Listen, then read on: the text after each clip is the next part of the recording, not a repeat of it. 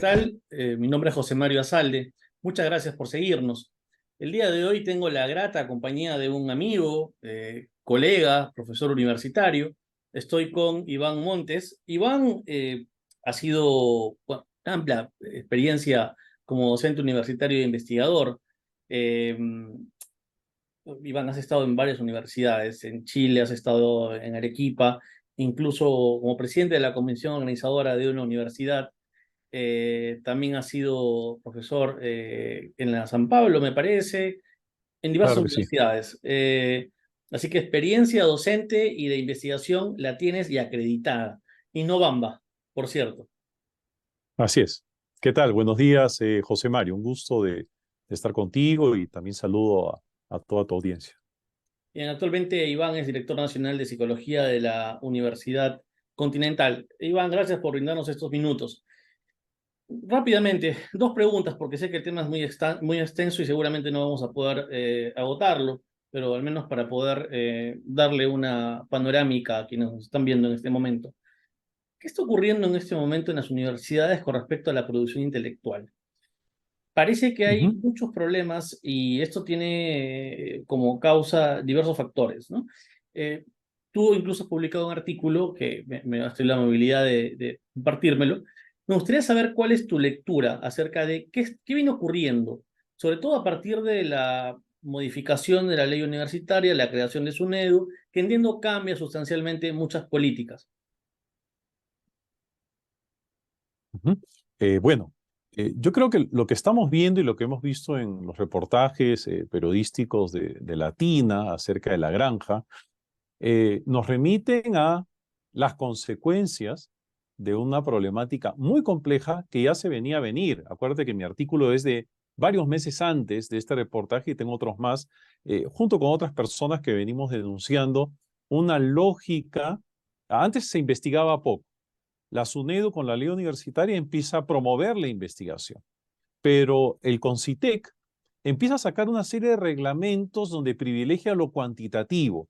En otras palabras, las publicaciones a granel, y las propias universidades empiezan a establecer sistemas para rankear, calificar, dar incentivos y bonos, casi siempre con éxito, de manera feliz, pero que empieza a haber una pérdida de sentido en cuanto a la investigación. Antes, cuando uno investigaba, te decían, ¿qué has investigado? ¿De qué has publicado? Cuéntame un poquito, ¿qué has venido trabajando en los últimos 10, 7 u 8 años? Hoy en día lo primero que te preguntan es si está indexado en Scopus, la revista, y después te dicen cuántos artículos has publicado. En otras palabras, no importa tanto qué investigaste ni de qué manera y cuál es la profundidad de tus hallazgos, sino la cantidad. ¿Cuántos tienen? Porque en función a cuántos tienen, el CONCITEC te rankea y después recibes unos bonos. O sea, yo creo que hay un sistema perverso, cuantitativo que ha establecido el CONCITEC y donde la SUNEDU también ha caído lamentablemente en este juego, que ha venido distorsionando el campo, el ámbito en el cual se publica en el Perú. Yo creo que ahí está un problema importante. Si privilegian los rankings, CONCITEC sale alegremente diciendo, ahora investigamos más que antes. La gente de la SUNEDU empieza a manifestar de que hoy día tenemos, gracias a la ley universitaria, más producción científica. Claro que sí, pero también existe publicación Bamba o publicación basura, publicación spam o publicaciones en revistas depredadoras, son revistas que son O, simples o negocios. comprada, ¿no? O comprada, Entonces, claro. o compradas, o sea, hay una serie de efectos perversos y son muy pocas las universidades que tienen sus propios comités de ética muy orientados y enfocados a identificar esas publicaciones Bamba, porque ¿cómo es posible que el CONCITEC te eleve a categoría de investigador destacado o en los 3 primeros lugares porque tienes 40 o 50 publicaciones Scopus en un año? O sea, el CONCITEC ahí debería dirigir los reflectores y ver que es, salvo excepciones de personas que son extremadamente productivas y que han venido acumulando bases de datos o evidencias en los últimos años, pero Los es prolíficos. así es, que son pocos, pero es prácticamente imposible que alguien así se dedica a tiempo completo publique más de 7, 8 investigaciones al año. Y además se le da prioridad al paper y ya no al libro, ¿no? Y entiendo que el paper tiene una naturaleza específica como, digamos, soporte académico, que no es igual al libro, y el libro permite tal vez hacer reflexiones mucho más holísticas, mucho más profundas, y que no se debe descartar, creo yo, dentro de lo que es los diversos registros que se permiten dentro de la actividad académica. Claro, hay una lógica, yo diría, vertebrada muy por las personas de científicos del ámbito de la ingeniería, el ámbito de la salud, que de una u otra manera llámese este procustismo epistemológico, acordémonos de Procusto, ¿sí?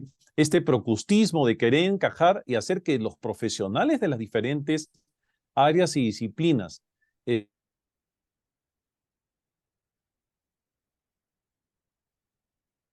estén dentro de los esquemas de lo que generalmente está. El libro es importante en la lingüística, el libro es importante en la historia, es importante en la antropología, en la psicología, en la ciencia En el política, en el derecho.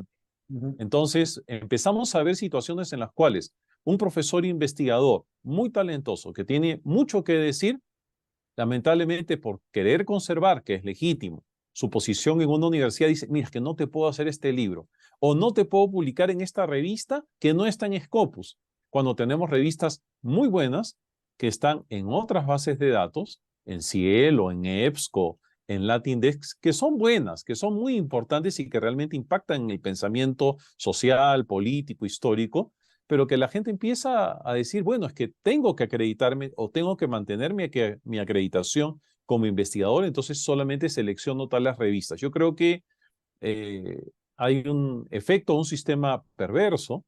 Por un lado, la mala lectura que hace el CONCITEC de la ley universitaria y las propias normativas de CONCITEC que dejan de lado revistas indexadas en otros lugares que da muy poco puntaje a los libros y más aún, quieren que los libros sean resultados de investigaciones prácticamente empíricas, entonces reflexiones muy inteligentes, muy provocadoras, muy complejas, muy integrales o muy sistémicas, que de una u otra manera son las que animan y gatillan el Las vanguardias, pensamiento. ¿no? Las vanguardias. Claro, Y de sí. alguna manera esto anquilosa el conocimiento y lo vuelve conservador. Y yo quería mencionar dos últimas preguntas, Iván, gracias por el tiempo que nos estás brindando.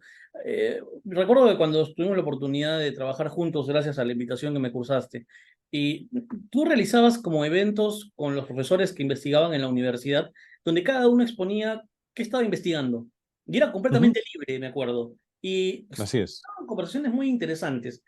Recuerdo que también tú fuiste uno de los pocos que se atrevió en la universidad a permitir como forma o modalidad de graduación, de titulación, en el caso del derecho, no solamente la tesis, sino también el artículo, el proyecto ley. Era una cosa maravillosa. Es decir, sin perder Ujú, el rigor científico, podíamos, digamos, hacer muchas otras cosas, lo que me parecía excelente. Eh, pero quiero llegar a este punto. Acá hay dos problemas, y acá vienen las dos últimas preguntas. Un problema de carácter epistemológico y un problema de carácter de política pública, digamos. En el plano ujú, epistemológico, acá surge la idea de que para ser científico tiene que ser cualitativo, tiene que medirse. Lo que no se mide, lo que no se pesa, no es científico. Por tanto, si yo hago ujú, un artículo sobre, no sé, la justicia en el Quijote, eso no es ujú. científico, ¿no? Eh, pero si hago un artículo acerca de la incidencia del enfoque de género en el juzgado de Mariano Melgar de tal año a tal año, eso sí, porque puedes medir. Así es. Entonces, Ujú. ¿por qué ahora este paradigma, digamos, del método científico moderno, de que lo científico tiene que ver con lo que se puede medir, pesar, prima frente a lo que tradicionalmente se hacía en las universidades y que era la reflexión teórico-conceptual y que además creo que esa es la vocación real de las universidades? Lo otro es un abuso de la estadística, como podría decir Borges, pero en Ujú. este caso, lo que prima en las universidades tiene que ser las grandes discusiones teóricas sobre los grandes temas. Entiendo que debe ser así. Yo comparto tu apreciación. Acá hay un tema de dominancia disciplinar. El CONCITEC ha estado mayormente dominado por ingenieros y está bien. Los ingenieros tienen su método, su forma de aproximación a sus objetos de estudio. Algunos médicos, algunos biólogos, que también tienen sus propios métodos. La psicología tiene métodos teóricos, tiene métodos empíricos, tanto cuantitativos como cualitativos. La historia, la ciencia política, el derecho, también tienen sus métodos y también podrían incursionar historia económica o en derecho, podrían incursionar O en estudios sociología cuantitativos, política, por ejemplo, ¿no? por ejemplo. Pero ¿cuál es el tema acá? Que eh, esa dominancia disciplinar hace que cuando llegue muchas veces un presidente o presidente del CONCITEC con determinado modelo, lo primero que tiene que hacer es olvidarse de su profesión de origen. Tiene que tomar distancia epistemológica y abrirse y ver que cada ciencia y o disciplina tiene métodos, tiene técnicas y tiene formas especiales de circulación del conocimiento. Entonces, yo diría que es un abuso producto de la dominancia disciplinar y de que muchas veces se elige para que representen a las instancias máximas de la ciencia, tecnología en el Perú y también en algunas universidades a personas que investigan mucho, pero que no conocen de epistemología, ni el impacto que puede tener esto en las políticas públicas y en las políticas institucionales. O sea, ahí hay un tema, como te digo, que ya lo venimos arrastrando desde hace muchísimo tiempo. Por ejemplo, cuando se hizo el proyecto o el Plan Regional de Ciencia y Tecnología para Arequipa, por ejemplo, era tanta la dominancia disciplinar que uno veía líneas prioritarias, turismo, agroindustria, pero no había nada de ciencias sociales. Nuevamente, la dominancia disciplinar y la subvaloración, desinteligente por cierto, de que existen otras ciencias, otras disciplinas que están dando vueltas por ahí 1 metro de distancia tuya, pero como no tienes la posibilidad de concebir epistemológicamente tu trabajo, empiezas a cometer errores. Y ahí el CONCITEC y en gran medida la SUNEDO han cometido serios errores por ausencia de una reflexión epistemológica y por aperturar de manera libre, de manera abierta, las posibilidades y respetar los diferentes cánones de producción científica en cada ciencia. Ahora sí, las dos últimas. Siempre digo las dos Claro que últimas, sí. al final siempre son más. Pero no, ahora sí las dos últimas. No hay problema, Por no un hay problema. lado, yo recuerdo también que tú dijiste en algún momento, eh, no existen líneas de investigación. La línea de la investigación la traza el investigador. Sí. Pero tenemos, por ejemplo, la adecuación que hace SUNEDU a la línea de investigación que promueve OSDE, por ejemplo. Ujú. ¿Qué hacemos en ese caso? Es decir, algunas líneas de investigación seguramente siguen las tendencias mundiales y está bien, pero hay otras que tienen que ver con nuestra propia identidad, ¿no? Líneas de investigación que pueden nacer, digamos, de un interés común. Perú tiene una tradición histórica importante, la arqueología, pero más allá de eso sí coincido en que el investigador es el que tiene que trazar la línea de investigación. En ese sentido, ¿cuál debería ser el norte en cuanto a lo que es líneas de investigación? Yo diría lo primero, que las universidades miren hacia adentro, que los centros de investigación miren hacia adentro y digan qué es lo que vienen produciendo de manera sostenida mis profesores, mis estudiantes, a través de institutos, centros de investigación o colectivos, y esas líneas institucionalizarlas, en primer lugar, para que esas sean las líneas de investigación, independientemente de lo que quieran decir los objetivos de desarrollo sostenible u otras agencias de investigación o de desarrollo económico. O sea, primero mirar hacia adentro, ¿sí? Y en segundo lugar, que las universidades, más que hacer que un docente abandone sus objetos de estudio y su pasión por conocer un ámbito y decir, no, eso no encaja en nuestras líneas de investigación. Tienes que encajar con las líneas, también que nuevamente es un abuso o procustismo epistemológico, dirían, miramos hacia adentro, determinamos 4 o 5 líneas y después damos la posibilidad a que un docente que no esté dentro de esas líneas de investigación pueda desarrollar la suya, pueda hacer investigación y seguramente en el tiempo institucionalizar unas líneas. Entonces, las líneas de investigación se reconocen a posteriori, no las líneas hoy en día que son a priori y al final preguntamos cuántos papers, cuántos libros, cuántos coloquios o simposios has hecho sobre esa línea. Ninguno. Entonces las pusieron simplemente o por moda o porque se encandilaron por algún objetivo de desarrollo sostenible o porque seguramente alguien les dijo que esa era la línea de punta. La ley universitaria, nuevamente, con sus errores epistemológicos y de impases, considera que las líneas de investigación, y eso está en las condiciones básicas de calidad, que las líneas de investigación tienen que satisfacer los desafíos de la región. Fíjate qué absurdo. Eh, si en esa región se levantan ya necesidades con dominancia disciplinar y no consideran a las ciencias sociales como importantes para el desarrollo, al final las universidades que se alinean alegremente a esas prioridades regionales podrían estar restringiendo el trabajo intelectual y científico de una gran cantidad de profesores. O sea, no es que considere que no tenemos que mirar el desarrollo regional, pero generalmente cuando se hacen líneas de investigación para el desarrollo regional, se obvian a las ciencias sociales, porque la gente que muchas veces hace esto o son políticos o son personas que no tienen una formación epistemológica de ver que necesitamos para el desarrollo regional no solamente ciencia que permita resolver problemas prácticos, sino también problemas culturales, históricos, jurídicos, y que esto, independientemente que resuelva o no problemas prácticos, contribuye a fortalecer la cultura y el atraso cultural, tal como decía Mario Bunge, es el principal problema que tenemos en los países subdesarrollados. Bien, y la última pregunta, Iván. Algunas universidades, prefiero no decir el nombre, no sé si lo siguen haciendo, pero recuerdo que vendían o daban incentivos para aquellos que publicaran con la membresía de la universidad, ¿no? Con la adscripción Afiliación. institucional, ¿no? Y Sí. es más, creo que había un tarifario, ¿no? 2.500 si era Cielo, 4.000 o 5.000 si era Scopus o Web of Science. Con respecto a eso, quisiera una opinión tuya. Primero, con respecto al tarifario, porque muchas universidades han logrado tener un crecimiento exponencial de publicaciones gracias a eso. O sea, no gracias a que generaron condiciones para que sus investigadores de planta comenzaran a producir, sino porque compraban las investigaciones. Eso es uno. Y ahí hay un engañamuchachos. Y lo otro es esta preferencia por Cielo, Web of Science y Scopus, ¿no? Totalmente arbitrario, que quita Latindex, quita otros repositorios. Yo, por ejemplo, que estoy muy vinculado a la Argentina, ¿no? Tu hijo también que ha estudiado acá en la Argentina. Te das Así cuenta es. que hay otras indexaciones que tienen gran validez y que no son necesariamente Scopus, Web of Science y Cielo, pero que no tienen valor para Concitec. No sé cuál sería tu opinión de ambos aspectos ya como pregunta final.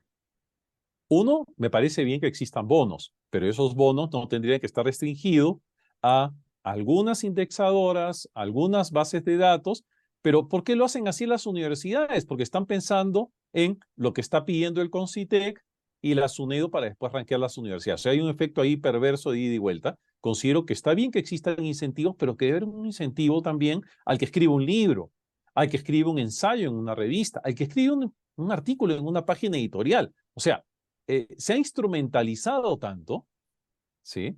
Se ha pasado de un pragmatismo a un utilitarismo tal en cuanto a la ciencia, que diría que estamos viviendo una penumbras en cuanto a la producción científica en el Perú, donde hay que separar muy bien la paja del trigo, donde mucha gente se viene desanimando de la actividad científica y académica porque para investigar necesitamos sosiego, ¿sí? Sosiego, necesitamos calma, necesitamos tranquilidad. Y nadie va a hacer Un ocio productivo, digamos. Un claro, ocio claro. de productividad. Mira, tanto así viene la distorsión que en el Perú dice, me voy a tomar un sabático. Y se piensa que sabático es, vive la vida loca y me voy pues a un crucero o me voy a descansar, cuando el año sabático es para investigar, es para producir, es el sosiego. Entonces la gente, es que me tomé un sabático, a veces yo hablo con jóvenes, me tomé un sabático.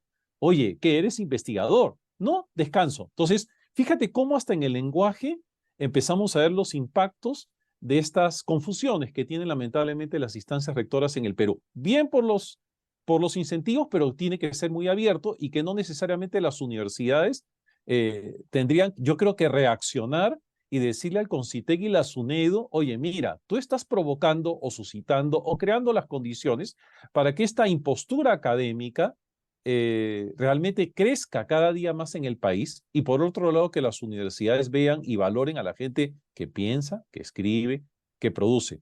Ahora, yo diría que, y todo este sistema de perversión comienza yo creo en SUNEDU y en el propio Consejo Nacional de Ciencia y Tecnología, CONCITEC, ¿no? Hoy día dice, vamos a hacer un comité de ética, vamos a modificar el reglamento del Sistema Nacional de Ciencia y Tecnología, el ingeniero Martí Corena, a quien respeto bastante. Oye, pero tendrían que primero el CONCITEC mirarse hacia adentro.